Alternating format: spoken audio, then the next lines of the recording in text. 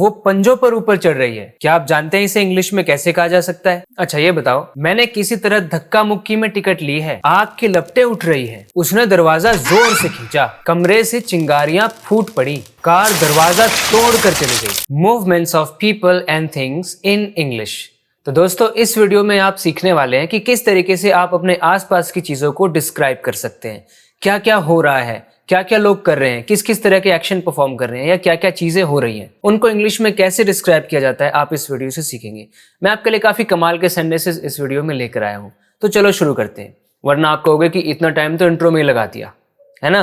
तो देखो, वो पंजों पर ऊपर चढ़ रही है, तो इंग्लिश में कैसे कहेंगे? ऐसा होता है ना कि जल्दबाजी में चढ़ रही है, या फिर वो थकी हुई है, चढ़ा नहीं जा रहा, तो ऐसे चढ़ रही होती है वो। She is crawling up the stairs, she is crawling up the stairs. So she's using both her hands and feet to go up the stairs. She is crawling up the stairs. She's crawling up the stairs. You can use another word. She is scrambling up the stairs. She is scrambling up the stairs. She's crawling up the stairs or she's scrambling up the stairs. Let me tell you another way to use the word scramble. मैंने किसी तरह धक्का मुक्की में ticket ली है. So there was a lot of rush. It was not easy for me to grab the ticket. So what I did was, I scrambled to grab the ticket. I scrambled to grab the ticket. So you scramble, it means you are in the middle of jostling people. I managed to get the ticket through all the jostling. When people jostle, they push and shove each other. Maybe they're trying to get something, they're trying to grab something, but there's a lot of rush. There are a lot of people. There are a lot of people who are trying to grab that one particular thing, or a collection of things. So they jostle each other. धक्का मुक्की करते हैं वो. So I managed to get the ticket through all the jostling. इन सारे jostling के बीच मैंने किसी तरह टिकट ग्रैब कर ली. आग की लपटें ऊपर उठ रही है. तो जब ऐसे आग जलती है, भड़कती आग, तो उसकी लपटें और ऊपर उठती है. इंग्लिश में आप इसको क्या कहेंगे? Flames are rising up. Flames are rising up. Or you can say the fire is flaring up. The fire is flaring up. It's flaring up. और flames are rising up. वो बॉल को दीवार पे मार के खेल रहा है. So I remember being a school going child.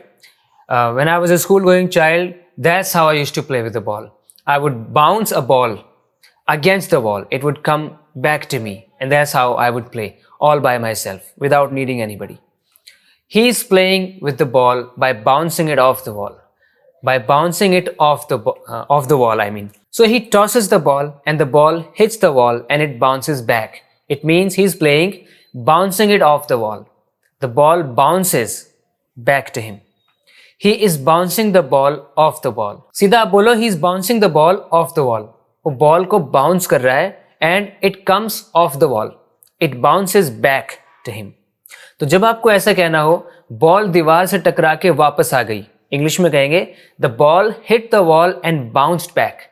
The ball bounced back. It hit the ball, I mean it hit the wall and it bounced back. I'm getting confused here between ball and wall. They rhyme. The ball rebounded off the wall. So that's a verb for you.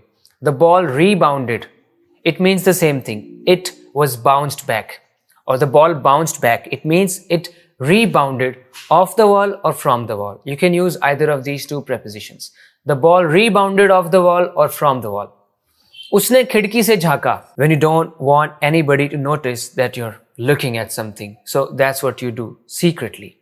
He peered through the window. He peered through the window or he peeped through the window. He peered through the window or he peeped through the window. Let me tell you the difference. When you peer, you look at something and it requires efforts. It's a little difficult. What you're looking at is not very clear. So you peer through that. You peer through the window. You peer at something. So you squint your eyes a little because it's difficult to see what's going on, and you peer. But when you peep, it's more like you're secretly looking at something. You don't want anybody else to notice that you're looking at something. So you peep. So I hope now you know the difference between peer and peep. There's a subtle difference. Let's move on. Remote हाथ पे मारो. मैं आपको दिखाता हूँ. देखो, मेरे पास एक रिमोट है. Is in a terrible condition, but let it be. तो जब ये कभी काम नहीं करता ना, तो मैं इसको ऐसे मारता हूँ, ऐसे. चल जा, क्या हो गया तुझे? तो अब कोई अगर मेरे घर में आया पहली बार, उसे पता नहीं है कि ये रिमोट ऐसे चलता है, तो मैं इसको क्या बोलूंगा, रिमोट ऐसे हाथ पे मारो, रिमोट को हाथ पे मारो। इंग्लिश में कहूंगा hit the remote on your palm. तो ये पाम होती है ना, हथेली, palm. Hit the remote on your palm, कि रिमोट को अपने पाम पे मारो। I can say slap the remote against your palm, slap the remote against your palm. आपको पता है ना, स्लैप मतलब चाटा मारना।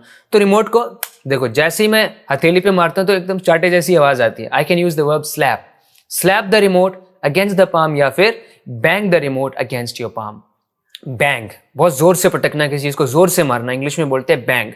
Bang the remote against your palm. उसके चेहरे पर मुस्कान आ गई।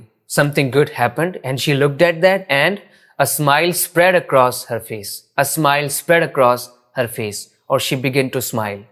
A smile appeared on her face. There was a faint smile on her face, or there was a little smile on her face. A smile appeared on her face. A smile spread across her face.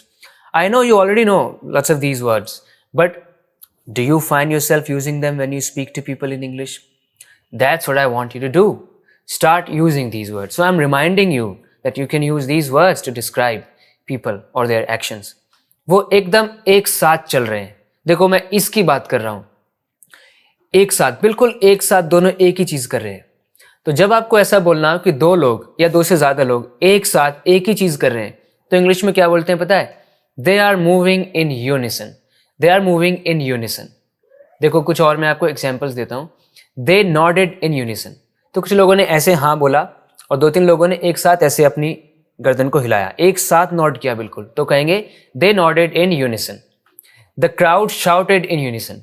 भीड़ ने एक साथ कुछ बात बोली, हमारी मांगे पूरी करो, एकदम साथ में बोला उन्होंने, तो कहेंगे they spoke that in unison. The crowd shouted in unison. बारिश का पानी सीढ़ियों से गिरा। देखो कैसे, actually this scene is from a movie that's my favourite, De Dana Dan. Okay. Water cascaded down the stairs. Cascaded down. So when a liquid flows downwards in large amounts, you say it cascades down. Water cascaded down the stairs. Let me tell you some other words, some other verbs you can use in place of cascade. Water flowed down the stairs. This is more common. This is more usual. So water flowed down the stairs. Water flowed down the stairs. Water rushed down the stairs. When you say it rushed down the stairs, you even talk about the speed of the water. When it comes down, it's coming down with a lot of speed. So water rushed down the stairs. It flowed down the stairs. It cascaded down the stairs. कमरे से चिंगारियां फूट पड़ी। चिंगारियों को English में हम कहेंगे sparks. Sparks burst from the room. Sparks burst from the room. एकदम burst किया उन्होंने, एकदम ऐसे फट के आए। Sparks burst from the room, or sparks flew out of the room. They flew out of the room. You see, they flew out of the room. उसने दरवाजा जोर से खींचा। So sometimes in anger or in a hurry, हम जोर से दरवाजा खींचते हैं। जब भी आप किसी चीज को जोर से खींच रहे हो तो इंग्लिश में एक वर्ब यूज करो, yank. He yanked the door open. He yanked the door open. मतलब एकदम से खींच के ऐसे खोला उसने दरवाजा। He yanked the door open. You can say he threw open the door. एकदम जोर से खींचा उसने।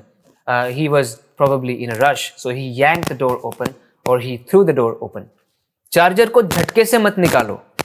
हम बोलते हैं ना, हमें अपने चार्जर से बड़ा प्यार है भाई, जितना फोन से उतना चार्जर से। चार्जर कोई ऐसे खींच रहा है तो हमें डर लग रहा है भाई वो खराब हो जाएगा, हम बोल रहे हैं भाई झटके से मत निकालो इसको। Don't yank the charger out of the socket. Don't yank the charger out of the socket. Socket के अंदर से ऐसे yank करके मत निकालो उसको। So yank, you yank something, it means you pull it with great strength, with a lot of force. Car दरवाजा तोड़ के चली गई। Now this scene is from another movie which is called what is it called? खिलाड़ी 786. When Akshay Kumar goes, खिलाड़ी is back. तो ये उसमें से है, कमाल है। कार दरवाजा तोड़ के चली गई, तो इंग्लिश में कहेंगे the car rammed through the gate. The car rammed through the gate. RAM करके चले गए, एकदम तोड़ती हुई गेट को। The car broke through the gate. Broke through the gate. यानी गेट को तोड़ा और उसके थ्रू, उसके बीच में से फिर वो निकल गई। राइट? आप कह सकते हैं the car smashed through the gate. तो smash ये इंडिकेट कर रहा है कि तोड़ दिया दरवाजे को। The car smashed through the gate. उसने मेरी तरफ कुछ पैसे खिसकाए। ऐसे टेबल पर कुछ खिसकाया। तो जब आप इस तरह से टेबल पे कुछ ड्रैग करते हुए खिसकाते हैं तो खिसकाने को इंग्लिश में क्या बोलेंगे? स्लाइड करना बोलते हैं। He slid some money over to me. Slide की सेकंड फॉर्म होती है स्लिड, यानी ऐसे खिसका के उसने पैसे मेरी तरफ दिए। इस एनवेलोप को देखो, इसके अंदर पैसे हैं। He slid some money over to me. Over to me मतलब मेरी तरफ उसने मनी को स्लाइड किया। He slid the money over to me. Do you not want to use the word slide? You can use the word push, which is more common. He pushed some money toward me. He pushed some money toward me. Maybe he was trying to bribe me. I was not going to accept that. He pushed some money toward me or he slid some money over to me. तो दोस्तों बता दो, अगर ऐसे और कोई English आपको सिखाता है तो बता दो फिर मुझे।